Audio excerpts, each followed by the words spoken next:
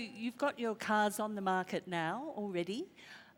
It was a very fast run-up. You spent, 21 months building a whole production line. Yes. How are you going to keep going? Are you getting government assistance? How do you finance a new car startup in Vietnam? We did what other people take at least 36 to 60 months to complete, even when other OEMs have like engineers, design, and everything in their hands. So what we did internally, we call it making the impossible possible. How did we do it? We're lucky that we're part of Vingroup, which is the largest private conglomerate in Vietnam, and we have other profitable businesses. So the profitable businesses fund the nascent businesses that we're setting up within Vingroup, like so Vinfast. you're subsidising the car business. How long can you keep doing that? When would you expect to make a profit? I think we're going to do that for the 2, 3, 5 years or so, until Vinfast can be on its own. Okay. But also with the next models of cars and optimization of our operations and all, we can bring the cost down. Why does Vietnam need to build a car? Why can't you just use all the cars that are out there? There's so many automakers in the world already. Why do you need another one? Good question. That was the question that I had when we started coming up with this idea as well. I think Vietnam is on the tipping point for the car consumption. So the car penetration rate is still very low in Vietnam, 20 cars per every 1,000 people. The number in Thailand is 10 times more than that. So this, the income is growing, there's more roads. It's just a matter of time before there's more demand for cars in Vietnam. And also we think that the automotive industry landscape in the world is at a very interesting point with the transformation from internal combustion engine vehicles to electric vehicles as well. So we felt, when we were looking at this project, we felt like it's the perfect time for us to enter the market. Okay, so all of your engineering and components are coming from abroad. Magnus Spear is the producer, right? So everything is coming in from abroad. Do you see a point in time where Vietnam would be able to provide the supply chain, or you would be able to source the components from within the region? First of all, I mean, everything about cars is safety. And Vingroup always provide quality products, so we cannot afford to provide products that don't meet our group standards. So with the first first cars that we launched to the market, we rely on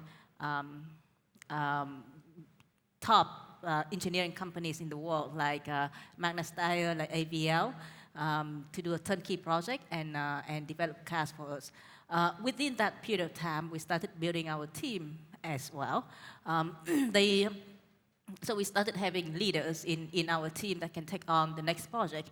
Obviously, we still need to rely on a lot of experienced engineers from engineering companies to work with us. But with the next models, we can start doing some of the work on our own, and we start leading the car programs on our own. Okay. Now, that's an interesting point, because you said that the car industry is at a turning point where we're moving more towards electric vehicles. You've started off with combustion engines. Do you see a point where you would be merging towards electric? And how about your own source of people, human resources, training and so forth? How do you fit all of that into your development? So our next, the cars that we are launching early next year will be electric vehicles. And we also, we're going to have like a swapping battery system as well to, in a way, subsidize the cost of the cars for in Vietnam, to introduce the electric cars to the Vietnamese consumer. Because, you know, if we pay for the cost of the cars and charges every time that we swap the battery. It's going to make it cheaper for the consumer and easier for the consumer to adopt electric vehicles. How much government support do you need for your project to go ahead? You told me that you don't get any subsidies or tax breaks or whatever, but on the broader side, how much government support do you need in terms of infrastructure for electric vehicles, for example, training for people that you need to drive your projects? Vinfast is located inside in industrial park that benefits from a lot of from the government policy. So we have tax break and a lot of other policies, but nothing beyond what other normal companies would get in that complex. We don't get support beyond that, but we get a lot of support in terms, because this is a big project. Vinfast it is one of the biggest event for Vietnam in the last 2 years. So we got a lot of support, a lot of visit from the governments to make sure that actually we're doing what we say that we're doing. And how about integrating into existing automotive supply chains? Is that something that you're looking at within Asean, or you've got your supply globally, but more broadly, are you looking at integrating? We have, with the first 3 cars, we have about 500 suppliers all over the world. 500? 500. And we have relationship with like a few thousand of them. A year ago, probably most of the suppliers have never heard of our name. Today, I think most of them heard of Vinfast or were working with Vinfast on some capacity. So it's been great. What we've managed to convince more than 10 of them, like a handful of them, to come and set up in our supplier park. So we have a 70-hectare land dedicated to the suppliers next to our plant. So we managed to convince some of them to come and set up their shop there so that we can do just-in-time supply to our plant. And we continue getting more and more suppliers coming to our supplier park. You talk about the local contents before. Our target is getting to 60% local contents. With these cars right now, we're getting at around about a quarter of each of our cars are made in Vietnam. The rest are still imported from overseas. We would like to, in the next year or 2, would like to increase that ratio to much higher than that.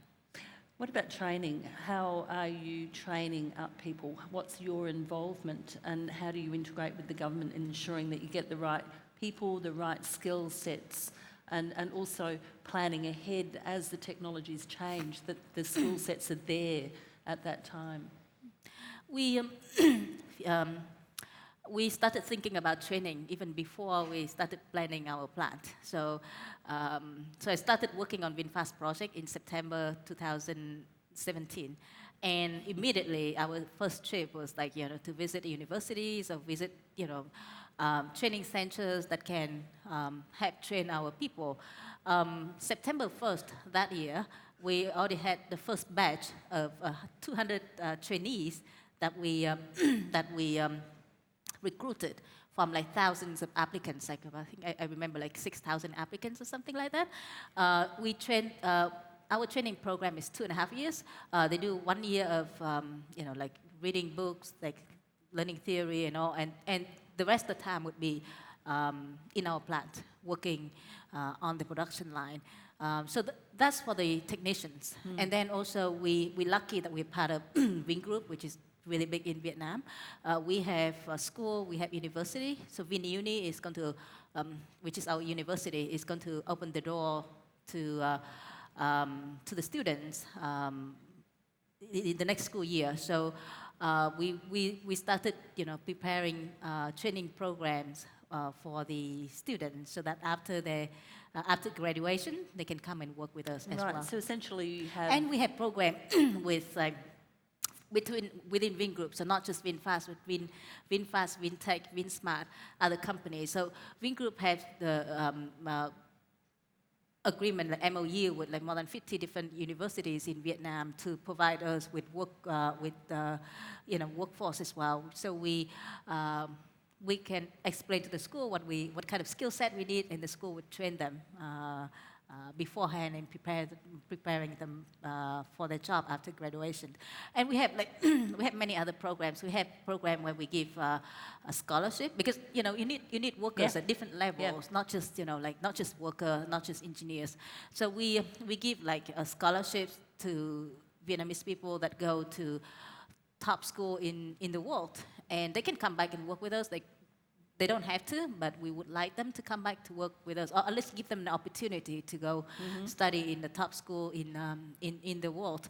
And we just have just many other programs, support startup or support people to train the Vietnamese people as well. And we get a lot of support from the government for what we're doing, just like contact of connecting us with the school and all that sort of thing as well. So the networking, from the networking side. Vietnamese consumers are very brand aware, so it said. How do you get them to turn away from a brand that they know, a Toyota, the household brand names, and buy your car? We've done it many times in Vietnam within Vingroup. We started out with Vinhomes, our real estate product. I mean, 11 years ago, right? People asked me, why would people buy your homes and not, some like international branded homes? Because this is probably the biggest investment that they put in. And now, more than 50% of the modern high-end residential homes in Vietnam are our market share. And we started out that year, 11 years ago, when somebody asked me that question. We sold like 200 units a year before that. So we've done it multiple times. I mean, with Vinhomes, with Vinpo, with Vinschool, with many other brands that Vingroup has. So as long as Vingroup can provide a product that is of good quality and at affordable prices, which we strive to do, we win the consumer over. You've said that you have plans to export the cars. I believe it was reported that you would begin exporting next year. Are you still on track for that? And how will you manage that, because they're not familiar with all your other V products? We're still planning to do that. We're still working toward that goal right now. How are you planning that? What is the strategy to enter an export market, and where would you go? We're considering quite a few markets right now. Honestly, I think maybe next time when we talk about Vinfast again, we can talk more about it. Right now, we just have a lot of different countries on the table right now. So essentially, your initial focus is building a domestic base. Is that correct? We will start out with domestic demand in domestic market, but our goal is we would like to turn Vietnam into the manufacturing location of the world, especially with everything that is going on right now.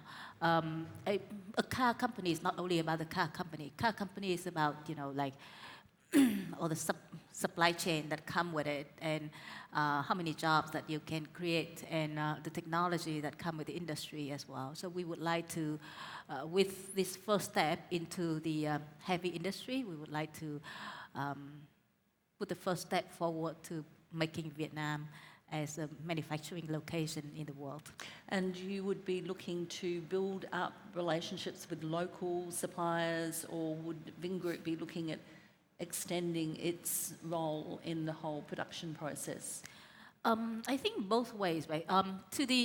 We realize that the local suppliers cannot supply everything. So in our cars, I had to reject a lot of the Vietnamese suppliers that were willing to support, because we put quality first. So if we cannot meet this spec, you cannot meet this quality, we cannot take you as our supplier. But we support both locals and international suppliers. We're very flexible in our supplier park. We even we can do a joint venture with them. We can be a small shareholder. They can be a large shareholder. We can do a 50-50. We can even have them, if they're too concerned about putting money into ours in Vietnam, we're willing to invest the money, and they just provide this technical assistance to us. But we do whatever it takes to bring more supplier into our supplier park and into the supply chain for the automotive industry in Vietnam. In terms of financing sources, does Vietnam have sufficient financing to support the development of the industry? And if not, what needs to be done, or what could be done better? You're a banker. I think so far we're okay. I mean, we do everything within our means, basically.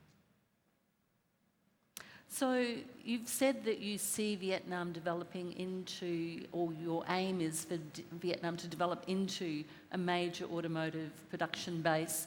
What time frame is that likely to take, and what are the biggest obstacles that you face in achieving that? Not just as a company, but as a country also. I think the challenges ahead of us is it's a lot. But I think at least we already managed to overcome the first step. A year ago, nobody knew who we were. At least today, we can build the cars and good quality cars. It could be 5 years, 10 years, 20 years, but with determination, we think we can do it. And from the road safety side, you've said you'd like to see penetration like Thailand. Well, Thailand has very high road death toll. What are you doing on the safety side? Are you involved in promoting road safety, for example?